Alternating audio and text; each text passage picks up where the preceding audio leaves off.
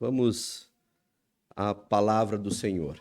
Eu gosto muito de ouvir, e toda vez que a gente tem a oportunidade, tendo em vista o trabalho que a gente desenvolve ali, sempre que tem uma oportunidade de parar, sentar para ouvir, é maravilhoso. Mas hoje, né, mais uma vez estarei compartilhando e o gosto é o mesmo também. Eu também gosto muito de compartilhar a palavra e uma coisa é verdade. Todos seremos alimentados por essa palavra. Todos seremos nutridos por essa verdade e graças a Deus pela oportunidade de poder compartilhar com os irmãos. Abra lá em João, Evangelho segundo escreveu João. Todos me ouvem bem? Amém. Evangelho segundo escreveu João, vamos ler do verso 66, até o 69. Nos diz assim a palavra do Senhor. À vista disso, muitos dos seus discípulos o abandonaram e já não andavam com ele. Então perguntou Jesus aos 12: Porventura quereis também vós, outros, retirar-vos? Respondeu-lhe Simão Pedro: Senhor, para quem iremos? Tu tens as palavras de vida eterna e nós temos crido e conhecido que tu és o Santo de Deus. Amém? Vamos orar mais uma vez. Pai, em nome de Jesus, nós clamamos a Ti, que mais uma vez, Pai, nos instrua pela Tua palavra, nos conduza pelo Teu Espírito neste momento, Senhor, onde nós nos alimentamos da Tua palavra. Não somente, Senhor, venhamos compreender e internalizar de modo intelectual, racional aquilo que é ensinado, mas também tenhamos a capacidade, pelo Teu Espírito, de praticarmos, de aplicarmos às nossas vidas isso que está sendo exposto diante de nós nessa manhã. Assim te pedimos humildemente e em nome de Jesus mais uma vez. Amém. Meus irmãos, há um desafio muito grande em sermos igreja nos dias de hoje. Há um desafio imenso em sermos discípulos de Jesus nos dias de hoje. E eu costumo dizer frequentemente ali em Bombinhas, nos Imbros principalmente, onde nós já temos uma caminhada de crentes há bastante tempo, que a nossa dificuldade normalmente não é com o quê. O que nós sabemos, nós somos apresentados a ele frequentemente pelo ensino das Escrituras e graças a Deus, pela nossa tradição de fé reformada, o ensino das Escrituras é consistente na nossa tradição.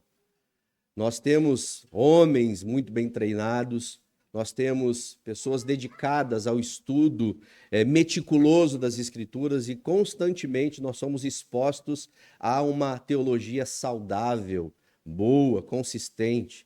E isso também se expressa para a realidade comum da igreja, nos discipulados, nos estudos bíblicos. Isso é maravilhoso.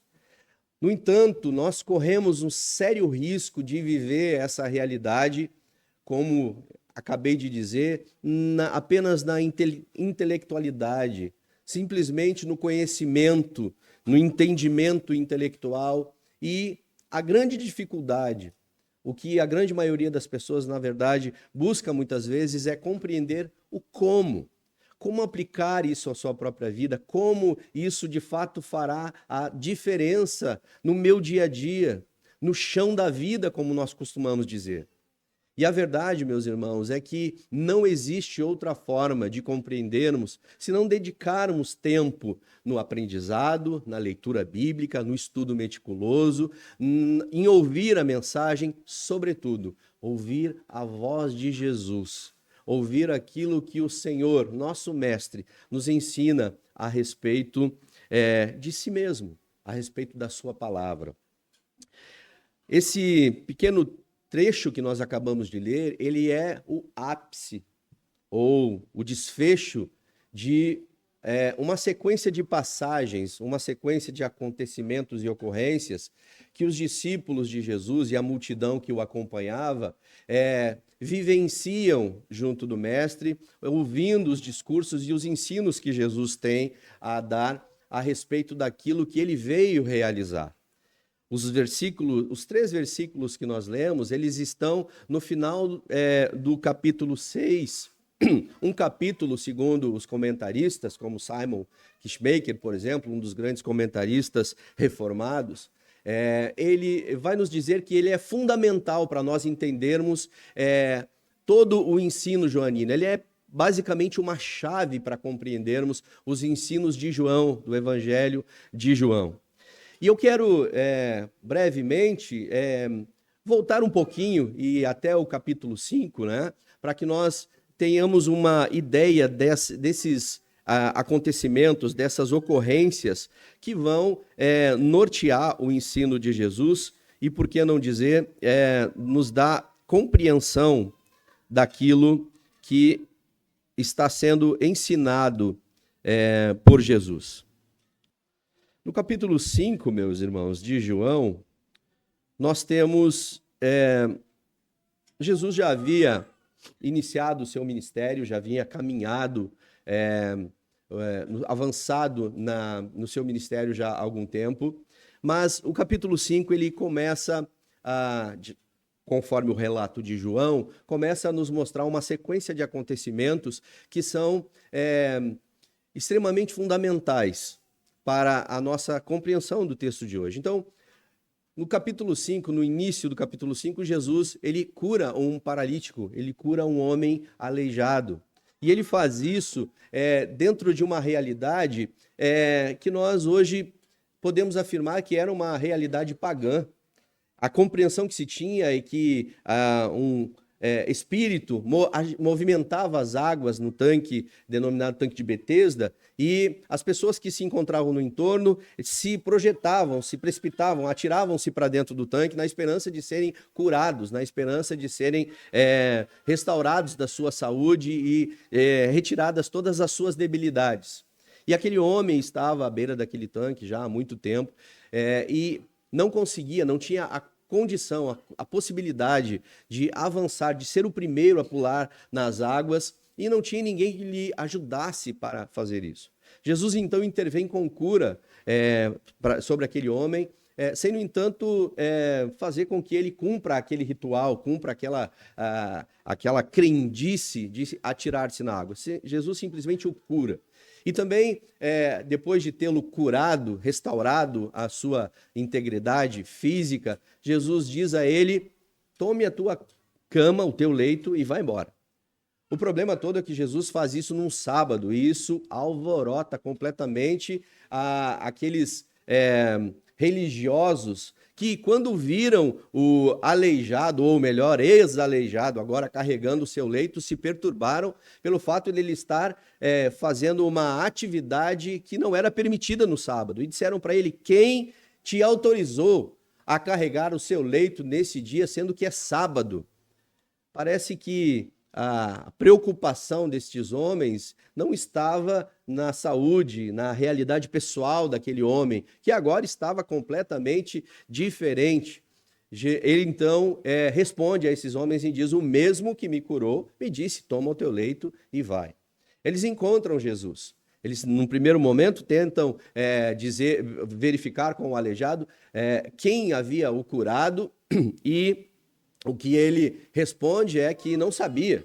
Ele simplesmente recebeu a bênção, a cura, pegou o leito e seguiu, mas não sabia apontar quem. Logo mais, a narrativa de João vai nos dizer que Jesus se encontra com ele no templo e se declara aquele quem havia curado o aleijado, e ele então é identificado. Jesus agora é identificado. E ao ser procurado pelos fariseus e instado pelo fato de estar curando no sábado, Jesus começa agora a respondê-los, né? Num intuito de fato, deixá-los intrigados com o seu ensino, o ministério que Jesus está realizando em nome do seu Pai. E nós vemos que, à medida que João vai prosseguindo com o seu relato no capítulo 5, vai se intensificando cada vez mais esse discurso de Jesus, e as coisas vão ficando cada vez mais claras de um certo ponto, mas muito mais indignantes para alguns dos seus ouvintes. Eles estão ouvindo, estão se perturbando, mas também estão percebendo que a mensagem de Jesus passa, a partir desse momento, a se complicar um pouco mais, passa a se tornar um pouco mais densa. E é essa a intenção de Jesus. Jesus tem realmente essa intenção de que a sua mensagem comece a afetar o coração daquelas pessoas e fazer com que elas o acompanhem, para que entendam de fato o que Jesus está realizando. Jesus, então, na sequência disso, explica a sua missão. Ele explica o que ele veio fazer, a autoridade que ele tem e de onde vem, então, o testemunho daquilo que Jesus está realizando. E ele diz, olha, o meu testemunho vem de João, o meu testemunho vem das obras que eu faço e das Escrituras, mas vocês não creem. E aqui, no finalzinho do capítulo 5, fica claro, meus irmãos, que não é o conhecimento. A questão aqui não é o entendimento por conta de falta de instrução, de subsídios, porque eles têm a lei, eles têm o testemunho de João, eles têm o testemunho de Moisés. O que eles não têm é fé. Eles não conseguem crer. A incredulidade fica evidenciada no final do capítulo 5. Mas Jesus ainda tem mais para ensinar. Jesus ainda tem mais para mostrar para os seus ouvintes e deixar claro a incredulidade no coração destas pessoas. Inicia-se o capítulo 6 e João começa narrando que Jesus atravessa o mar, o lago de Tiberíades, e ele vai então para outra margem. Chegando lá, ele começa a ensinar e uma grande multidão se aglomera, uma grande multidão se ajunta a Jesus. Jesus então vira-se para os discípulos, e diz a eles: nós precisamos providenciar pão para esses homens, eles vão precisar comer. Mas Jesus tinha uma intenção no dizer isso. Aliás, eu quero chamar a atenção aqui para a realidade que Jesus vivencia, ou Jesus acaba experimentando, especificamente com seus discípulos. Quando Jesus está para atravessar o mar, nós vamos ver que ele faz isso caminhando sobre as águas. Mateus e Marcos relatam de forma diferente isso. E é Mateus quem vai nos dizer que nessa passagem é quando João pede para ir ter com ele. Irmãos, essas passagens do capítulo 5 e 6 de João estão completamente recheadas de ilustrações do Antigo Testamento, ilustrações da travessia do Mar Vermelho pelo povo de Israel, a concessão de Deus do pão divino, do maná que desceu do céu para alimentar essas pessoas. Ou seja, a cada ato que Jesus realiza agora, está demonstrando aqui, pelas Escrituras, aquilo que ele haveria de fazer, que o Pai já havia feito em testemunho dele. Jesus está se apresentando e dizendo: aquilo que os pais de vocês viveram lá no Antigo Testamento, aquilo que os pais de vocês viveram no deserto, eu sou a personificação disso. Ali, aqueles acontecimentos, aquelas ocorrências estavam testemunhando de mim. Mas Jesus, mesmo afirmando isso, ainda era um impeditivo para aquelas pessoas, de fato, compreenderem e crerem no que Jesus estava ensinando. Então, o capítulo 6 vai nos dizer que Jesus está agora voltando-se para os discípulos, e é interessante pensarmos, meus irmãos, que os discípulos, eles têm de Jesus algo mais que a multidão não tem, que os fariseus e ensinadores não têm. Os discípulos, por estarem próximos de Jesus, têm experiências com ele que os demais não têm. Portanto, a resposta dos discípulos de Jesus deve ser diferente. A forma com que eles veem o ministério de Jesus e respondem a ele deve ser diferente. Jesus então vira-se para os discípulos, fala a respeito da necessidade de alimentar aqueles homens. Logo em seguida, ele multiplica os pães e peixes, dá de comer a todas aquelas pessoas, faz com que recolham o que sobrou em cestos, e tudo isso, como eu disse, são ilustrações que nós estamos verificando a respeito da Escritura que testemunham sobre Jesus. Mas no final disso, ele então se ausenta, e a multidão que havia sido alimentada por ele, ao perceber que ele não está, verifica a volta e percebe que algum barco está faltando ali e compreendem que Jesus atravessou para outra margem. E imediatamente eles correm atrás de Jesus e percorrem esse espaço para encontrar com Jesus novamente. E tendo encontrado, eles querem que Jesus lhes responda os seus anseios, que Jesus lhe dê compreensão daquilo que querem fazer. Por quê, meus irmãos? Primeiro porque Jesus se ausentou, mas Jesus se ausenta por uma motivação muito importante.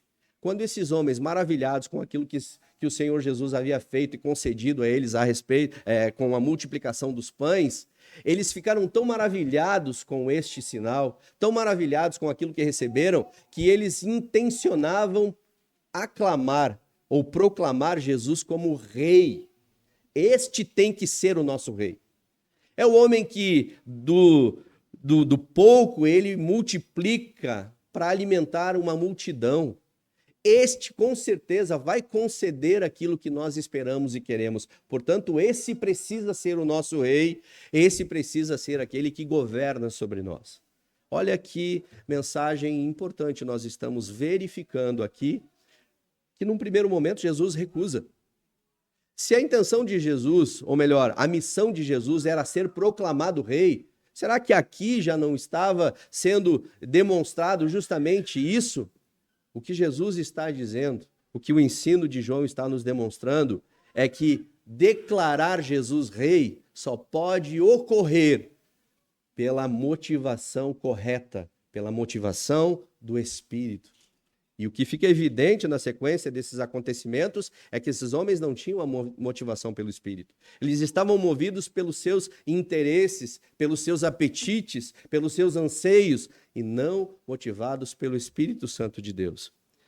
Quando Jesus denuncia isso, dizendo a eles, eu sei por que vocês estão atrás de mim. É porque vocês querem o pão, mas vocês não devem correr atrás de mim, ou vir simplesmente pelo pão que perece. O que vocês precisam entender e despertar é que vocês precisam se alimentar do pão vivo, do pão que gera vida. E aí eles perguntam para Jesus algo interessante. Jesus, o que nós faremos então para herdar a vida eterna? E Jesus então responde a eles de uma maneira incrível. Versículo 26, em verdade vos digo, vós me procurais porque vistes sinais, mas porque comeste dos pães e vos fartastes. E verso 27, trabalhai não pela comida que perece, mas pelo que subsiste para a vida eterna, a qual o Filho do Homem vos dará, porque Deus o Pai o confirmou com o seu selo. Dirigiam-se, pois, a ele, perguntando, o que faremos para realizar as obras de Deus? Respondeu-lhe Jesus. A obra de Deus é esta, que creiais naquele que por ele foi enviado. A resposta de Jesus para esses ouvintes, para esses discípulos, e talvez para muitos discípulos nos dias de hoje, é uma resposta simples, que creiais. Apenas creiam. Há pessoas que não veem sentido no ensino de Jesus porque depende unicamente de crer. Como pode algo tão complexo, ao mesmo tempo, ser algo resumido em algo tão simples? Crer. Como pode? Mas esse é o grande problema para todos nós nos dias de hoje, assim como foi também para aqueles discípulos e os ouvintes nos dias de Jesus. E aí Jesus, então, inicia um dos seus discursos mais difíceis e mais duros, o que vai nos levar justamente ao texto que nós lemos como base para essa reflexão nessa manhã. O fato de que muitos dos discípulos que o seguiam deixaram de seguir. Jesus então volta-se para os seus discípulos, aquele círculo mais íntimo de homens que ele havia separado e chamado para andar com ele. Estes homens que já haviam tido de Jesus e com Jesus experiências que outros não tiveram. Já haviam visto Jesus atuar de modo maravilhoso. Estes homens, eles respondem como nós lemos Pedro respondendo: Senhor, para quem iremos? Para quem iremos? A verdade expressa por Pedro aqui, meus irmãos, é uma apenas. Como uma vez tendo conhecido Jesus e tendo sido apresentado ao que ele o que ele tem planejado para nós, como nós podemos recuar e ir a outro? Aliás, que outro? É o que Pedro nos diz: para quem iremos? Para quem iremos senão a ti, Senhor? Somente a Jesus é reconhecido como alguém que possa de fato ensinar alguma coisa. Mais um ensino poderoso de reflexão profunda que devemos fazer, tendo em vista que muitas vezes nós simplesmente tiramos os nossos olhos de Jesus e deixamos de olhá-lo e de vê-lo, de compreendê-lo e de crer nele como o único que pode nos ensinar. É verdade, meus irmãos, que essa mensagem então incomoda. Essa mensagem desconforta e faz com que os ouvintes de Jesus agora deixem de segui-lo. Por mais que os benefícios sejam evidentes, por mais que os milagres e os sinais o acompanhem, essa mensagem é dura demais. Essa mensagem é extremamente complicada. Associar-me a uma pessoa que tem essas ideias, uma pessoa que tem esse tipo de ensino, talvez não seja muito interessante. Eles fazem justamente aquilo que os incrédulos fazem, estabelecem o seu próprio padrão de conduta e seguem os seus caminhos.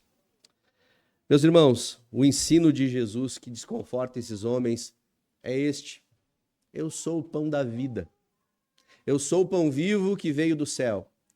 E, mais uma vez, utilizando da ilustração daquilo que os pais desses ouvintes no deserto experimentaram, Jesus se apresenta como o maná. Assim como o maná foi entregue aos seus pais, Jesus agora é entregue como pão vivo. E aqui, meus irmãos, é que entra a parte da nossa reflexão para contemporaneizarmos esse ensino. Jesus se apresenta como o pão da vida em João 35, destacando que ele é a única fonte de nutrição espiritual. Assim como o alimento físico é essencial para a vida, nossa alma só pode ser sustentada por Cristo. A metáfora de comer sua carne e beber o seu sangue aponta para um relacionamento profundo e transformador. O conhecimento científico desses homens naquela época ainda era muito limitado, perto do que a gente tem de conhecimento hoje. Mas uma coisa todos nós sabemos, independente da época: uma vez que nos valemos de um alimento, ingerimos um alimento, esse alimento ele se mistura conosco, ele sintetiza no nosso organismo, ele vai, o nosso organismo vai processá-lo e tudo aquilo que é necessário para a nutrição, desenvolvimento, crescimento, vai ser distribuído em nosso corpo. Ou seja, o alimento se mistura conosco e nós passamos a ter parte desse alimento na nossa constituição. Quando Jesus usa essa metáfora para comer do seu sangue e beber do seu sangue, o que Jesus está dizendo é justamente isso. Vocês precisam internalizar para que isso faça parte de vocês. Por isso, meus irmãos, é que nós não devemos apenas compreender essas questões e esse ensino de Jesus, nós não devemos viver Jesus apenas na concepção intelectualizada da fé, na concepção racional daquilo que está sendo ensinado. Qualquer um de nós aqui certamente consegue explicar com uma certa clareza as doutrinas bíblicas. Consegue, inclusive, repetir citações, textos bíblicos e apontar, até mesmo identificando ensinos que são à parte das Escrituras ou até mesmo heréticos. Mas, como eu disse, o difícil é, diante da realidade da vida, manifestarmos Cristo em cada um dos nossos poros, em cada um dos nossos, em cada uma das nossas compreensões, exalarmos Cristo. E é isso que Jesus está sugerindo para aqueles que de fato querem seguir a Ele como discípulos: comê-lo, comer a sua carne, beber do seu sangue. porque ele, de fato, é o alimento espiritual, é o alimento que nos sustenta, que nos nutre. Jesus também usa umas expressões muito interessantes. Há no versículo 52 e 54 uma diferença naquilo que Jesus pronuncia no grego, no original. No versículo 52, Jesus fala comer utilizando o verbo fago. É um verbo que expressa comer, ingerir um alimento. E isso, no entendimento simples da palavra, comer. É como você come um pão, é como você come uma fruta, simplesmente ingeriu esse alimento. Já no verso de número 54, Jesus não usa fago como o verbo para expressar comer, mas ele usa o verbo trogo. E a diferença entre um e outro é que trogo está muito mais relacionado a comer, a ingerir, na percepção de um animal, de uma... rasgando a comida, não fazendo, não olhando para a comida e aquilo que está sendo ingerido com um certo cuidado ou com uma certa distinção. Não, é devorá-lo. Você não olha, por exemplo, nesses vídeos que nós temos, nesses filmes que nós temos dos animais selvagens devorando a carne de outros animais, eles tirando, por exemplo,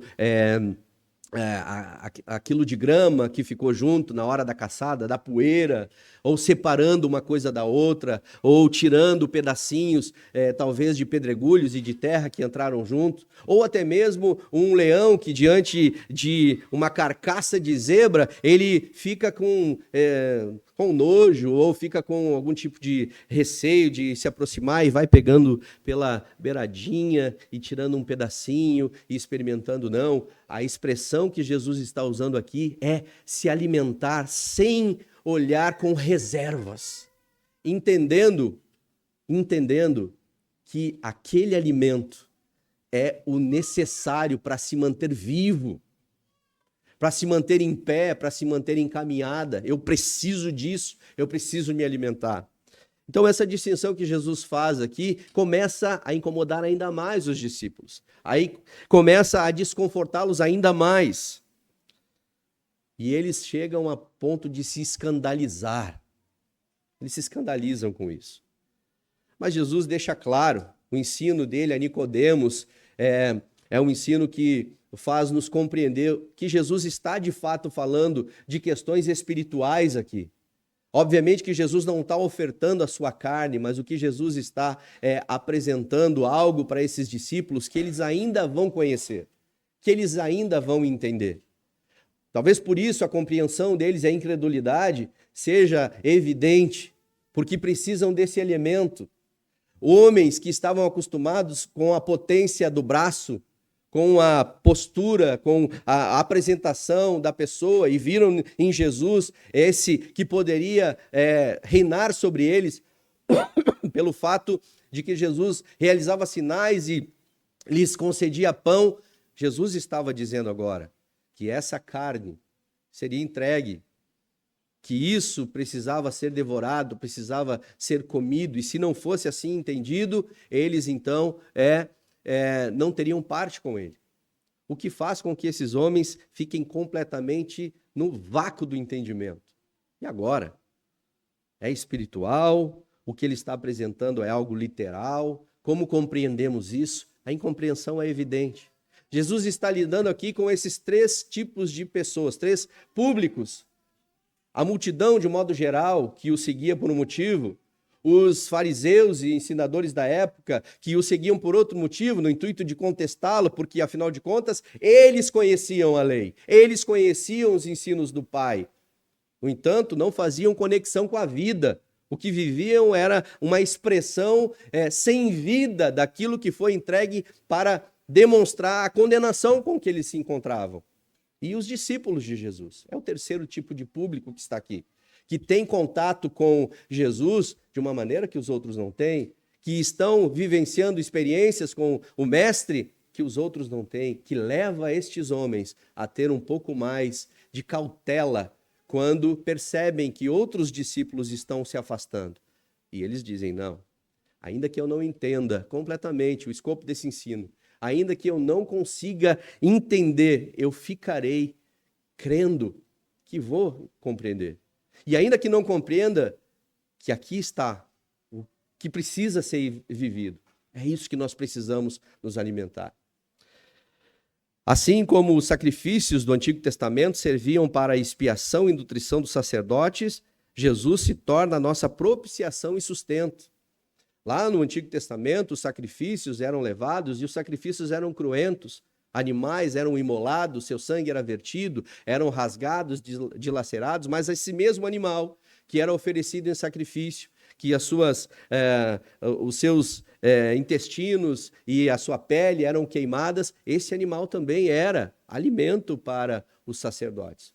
Povo esse, ou melhor, tribo essa, que não tinha não tinha terras. O Senhor legou a eles o trabalho no templo, o trabalho religioso, sacerdotal, e deixou que eles fossem sustentados pelos demais. E essa carne, que era levada para o sacrifício, também era alimento para estes sacerdotes.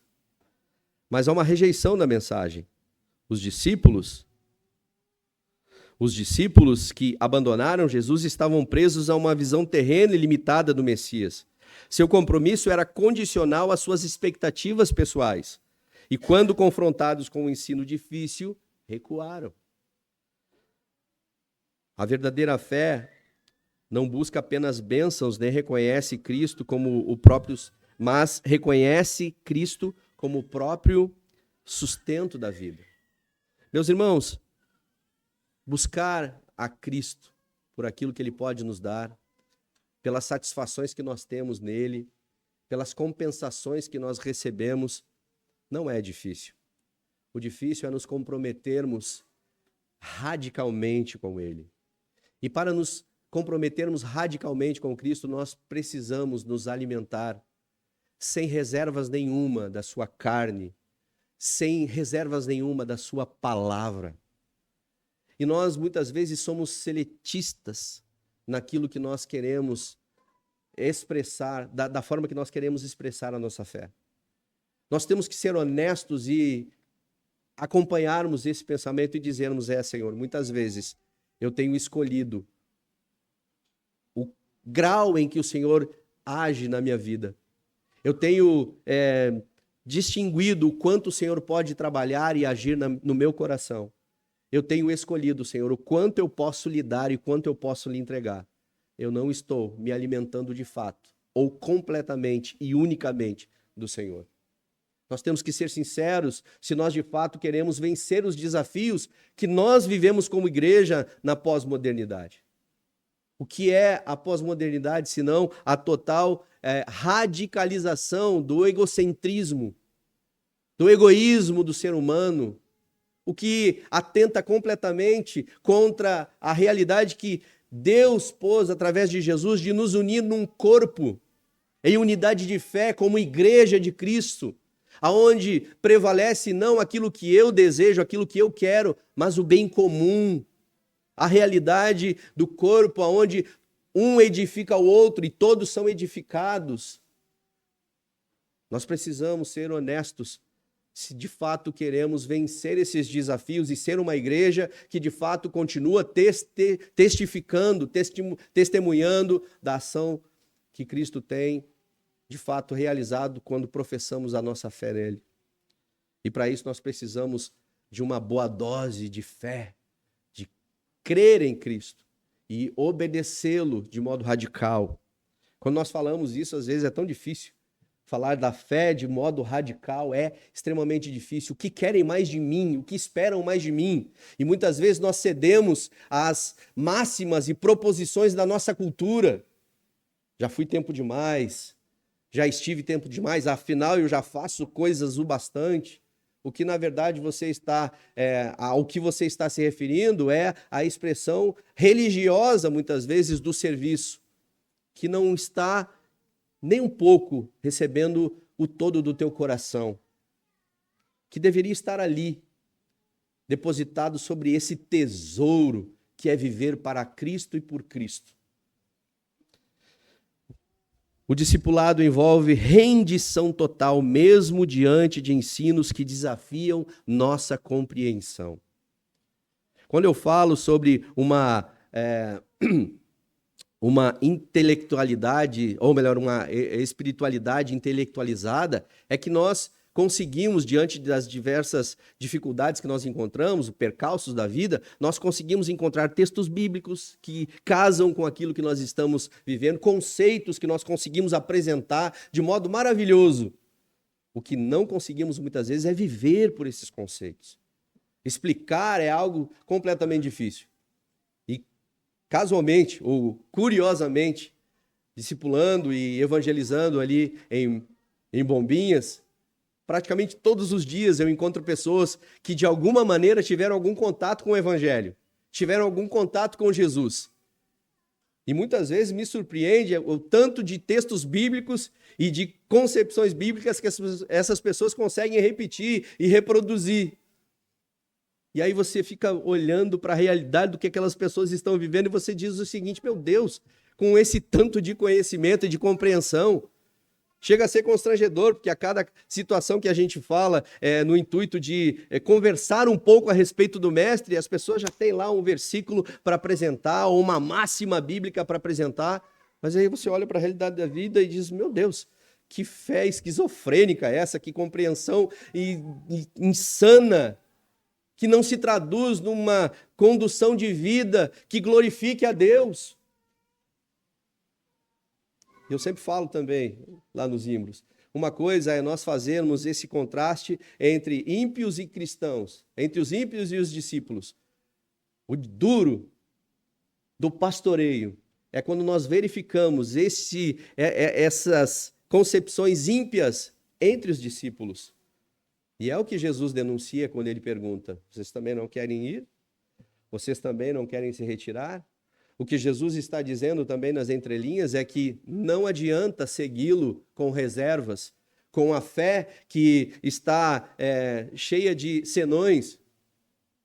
Ou segue-se a Cristo radicalmente, ou é melhor ir embora. Amém? O chamado à intimidade radical com Cristo, o perigo da espiritualidade intelectualizada. Muitos crentes de hoje se identificam com aqueles que abandonaram Jesus. Buscam Cristo apenas por benefícios temporais, cura, provisão, conforto emocional. Confessam sua fé, mas sem transformação real. Se escandalizam ou retrocedem diante de exigências do Evangelho. Meus irmãos, e as exigências, está difícil sair essa palavra. Essas exigências do Evangelho, elas hoje podem ser mencionadas como polêmicas. Mais especificamente, polêmicas de internet. E muitas pessoas acabam recorrendo a ela para entenderem um pouco da caminhada que estão empreendendo com Jesus, se aconselhando não com Jesus, se aconselhando com todo tipo de ensinador, com todo tipo de coach, de guru, de grandes mestres autoproclamados, mas que de fato em nada tem com Jesus. Estão lá procurando como viver uma vida de discípulos e como serem de fato discípulos que glorificam a Deus, mas sem qualquer tipo de compreensão a respeito disso. E aí vivem de polêmicas. Você viu o que disse o fulano de tal a respeito dele? Qual é o teu posicionamento? Afinal de contas, nós ouvimos o pregador tal dizendo isso sobre o carnaval, falando isso sobre tatuagem. E aí, é de fato lícito que os crentes bebam? Meus irmãos, as polêmicas de hoje estão completamente recheadas de exigências do Evangelho que são, infelizmente, tratadas como meras polêmicas. Que uma vez sanadas intelectualmente, tem muita gente que infelizmente está vivendo assim. Tem muita gente dentro da igreja, vivendo a comunhão dos santos e resolveu determinados problemas na sua mente. Não é uma espiritualidade intelectualizada? Afinal de contas, eu tenho resposta bíblica para essa prática. E pode ser que não seja, de fato, a prática em si pecaminosa, mas a forma com que você está lidando com ela é completamente pecaminosa e você deveria, de fato, confessar diante do Senhor. Porque talvez aquilo que não se torna um pecado para você, para o seu irmão, se torna para você. Radicalizar no discipulado e na vivência com Cristo é simplesmente observar essas coisas de modo profundo e não apenas assimilar racionalizações a respeito da nossa fé e do ensino de Jesus. Evidências de um compromisso radical, os discípulos que permaneceram revelaram atitudes essenciais para um relacionamento profundo com Deus. A primeira delas é a dependência absoluta que eles mencionaram, que eles confessaram ao Senhor. Para quem iremos nós, Senhor? Para quem você está indo? Se você não depende somente de Jesus, para quem você está indo? Talvez uma das dificuldades hoje é de nós olharmos para as Escrituras, olharmos para o Evangelho e vermos Cristo ali. Nós não vemos Jesus ali, nós vemos ensinos, nós vemos letras, nós vemos conceitos e não vemos Jesus. Jesus é a palavra viva de Deus, o Evangelho personificado, a mensagem de Boa Nova, ele é o Evangelho. Segundo ponto é a obediência mesmo sem plena compreensão. Continuaram seguindo a Cristo, pois reconheceram que apenas Ele tem vida e verdade. Obediência mesmo sem plena compreensão. Relação viva e inconstante. A metáfora da ceia aponta para uma participação contínua da vida de Cristo, como nós regularmente fazemos lá, mencionado em 1 Coríntios 11. Nós relembramos, nós celebramos novamente aquilo que, como igreja, como corpo, aquilo que nós devemos estar vivendo todos os dias.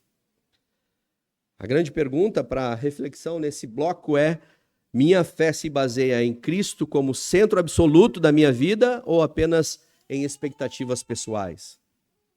Reveja. Terceiro ponto. Como responder ao chamado de Cristo? Jesus fala que examinar as Escrituras é essencial. Tenho fome real por Cristo ou apenas desejo o que Ele pode me dar? Minha vida reflete transformação geral ou apenas conhecimento teológico? Desenvolver um relacionamento profundo com Cristo. Priorizar comunhão diária com Deus através da oração e da palavra. Uma das coisas mais engraçadas que eu já ouvi na minha vida, eu repito isso constantemente. Aconselhando jovens, e um dos jovens que veio nos procurar disse assim: vocês mais velhos sempre nos dizem a mesma coisa quando nós perguntamos a respeito de como conhecer mais a Deus e de como experimentar uma vida com Cristo. Vocês sempre respondem a mesma coisa, tem que orar e ler a Bíblia, orar e ler a Bíblia. E tu, o que me diz? Vai orar e ler a Bíblia. Não tem outro ensino, não tem outra forma. É desenvolver um conhecimento, um relacionamento íntimo com Deus diário, disciplinado. Seja discípulo de Jesus com consistência, com radicalidade. Não deixe passar um dia sem ter contato com as Escrituras, sem se alimentar do pão da vida.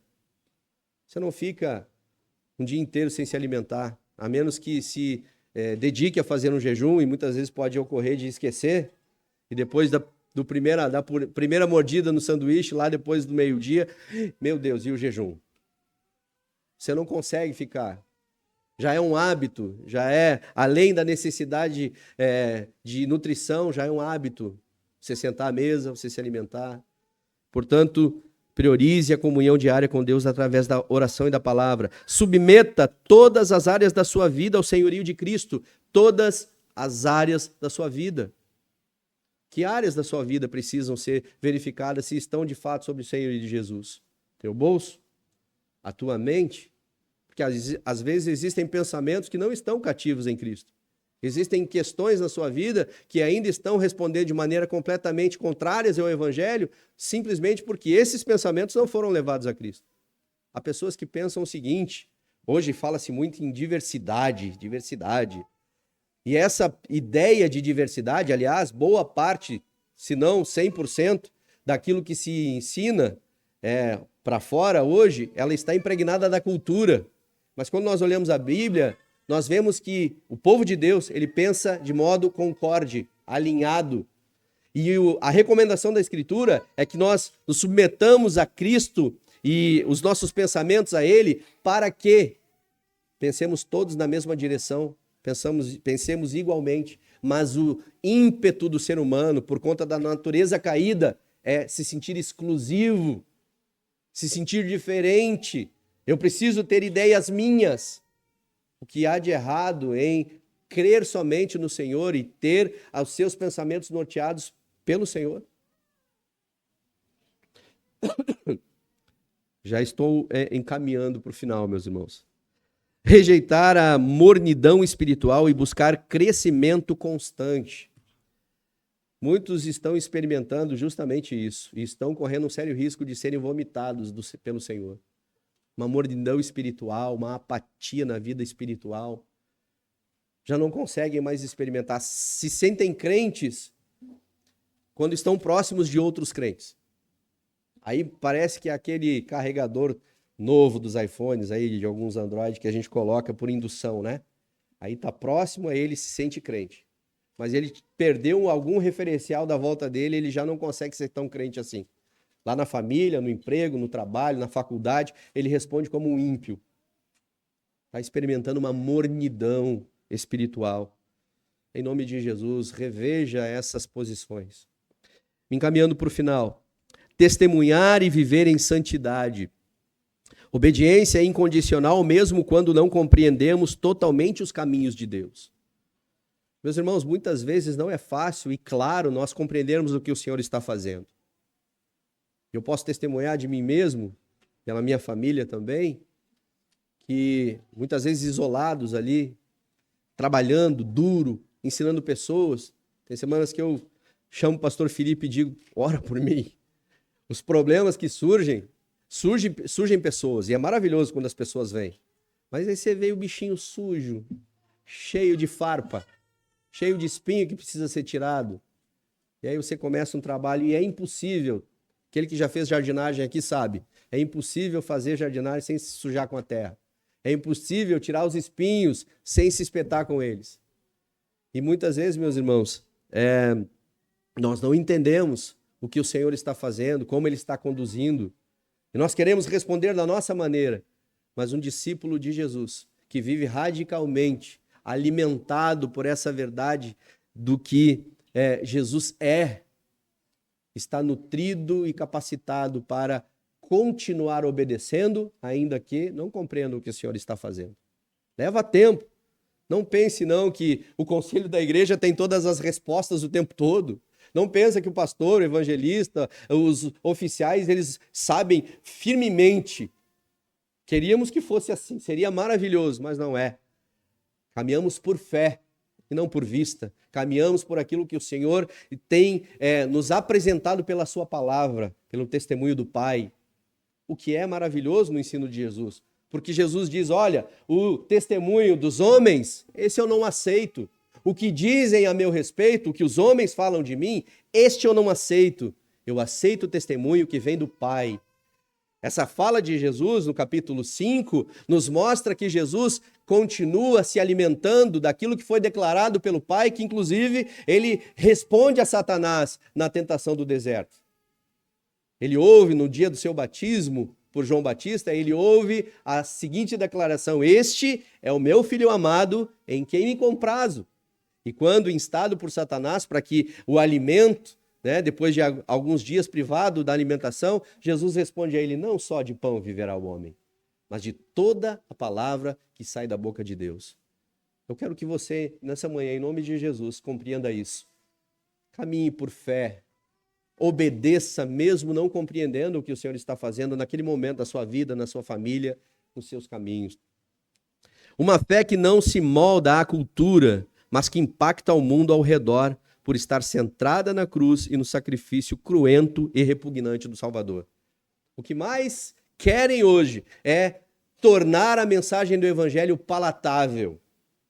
O Evangelho tem que ser algo gostoso de ser ouvido e acolhido pelas pessoas. Enganam-se grandes movimentos, inclusive se auto-intitulando de igreja, quando não são. pelo fato de que estão suplantando, tirando verdades essenciais do Evangelho. E qual é a verdade essencial do Evangelho? É o sacrifício cruento de Cristo Jesus na cruz do Calvário. É o escândalo de olharmos para esse Cristo crucificado e entendermos que nós temos parte disso e nos alimentamos dele, deste Cristo. Deste Cristo que deve fazer a diferença plena nas nossas vidas. Sabe por que nós pecamos hoje, muitas vezes, facinho? Porque nós não olhamos para o lado como aquele ladrão e vemos Cristo ali dilacerado pelos nossos pecados. Na hora e no momento em que cometemos pecados, nós não fazemos o exercício de olhar para o lado e vermos Jesus na cruz, no nosso lugar. Alguns dias atrás, aconselhando um jovem, e ele veio compartilhar algo muito íntimo do seu dia a dia. Ele falou, e naquele momento que eu estava prestes a fazer isso, eu me lembrei daquilo que você disse, Jéssica. E o Espírito Santo, naquele momento, me fez ter a consciência de Cristo na cruz por mim. Eu tive vergonha naquele momento. Só deixaremos de pecar e viver uma vida plena como discípulos de Jesus, quando olharmos Jesus crucificado na cruz e lembrarmos que isso foi feito por mim e por você. Nós não temos, como igreja, o compromisso de fazer com que a mensagem seja legalzinha, seja bonitinha de ser ouvida, seja gostosinha de ser ouvida. O que nós precisamos é, com sabedoria, com perspicácia pelo Espírito Santo de Deus, com ousadia no Espírito Santo de Deus, falarmos o Evangelho de Cristo, pregarmos o Evangelho de Cristo e vivermos o Evangelho de Cristo, para que a nossa mensagem, a nossa pregação seja acompanhada desse testemunho para a glória de Deus. E para concluirmos, Jesus nos convida a um compromisso que vai além do superficial. Como Pedro, devemos reconhecer que não há outro caminho além de Cristo. Discipulado verdadeiro exige rendição total, disposição para servir mesmo sem entender tudo, em um desejo genuíno por uma vida moldada por Ele. Eu quero apelar a você nessa manhã. Você está pronto para um compromisso radical com Cristo? Géser, eu tenho tantos anos já de fé, eu fiz a minha profissão de fé há tantos anos, já me batizei há tantos anos, aí você vem agora, nesse momento. É óbvio que eu já fiz isso. O que é a vida do cristão, senão um constante render-se a Cristo, constante prostrar-se diante dele e proclamar o Rei sobre as nossas vidas, não pelos nossos interesses individuais, não pelas nossas necessidades e anseios, mas porque ele de fato é o único que pode nutrir as nossas vidas e o único que pode nos conceder a vida eterna.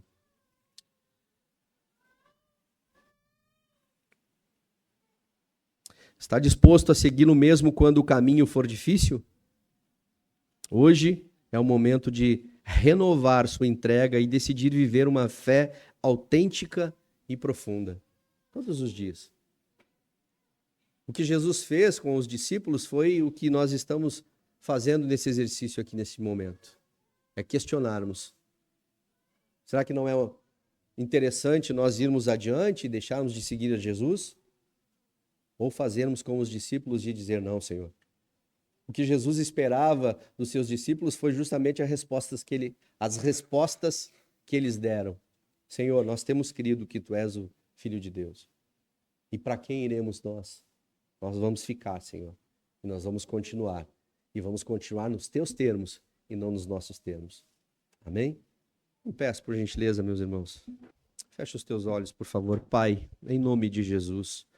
Nessa manhã estamos juntos aqui, Senhor, para celebrarmos o Teu santo nome, cultuarmos, e já fizemos isso através da palavra que lemos, dos louvores que entoamos, das orações que dirigimos ao Senhor, tanto de agradecimento como de adoração, mas também as nossas petições que colocamos diante do Senhor.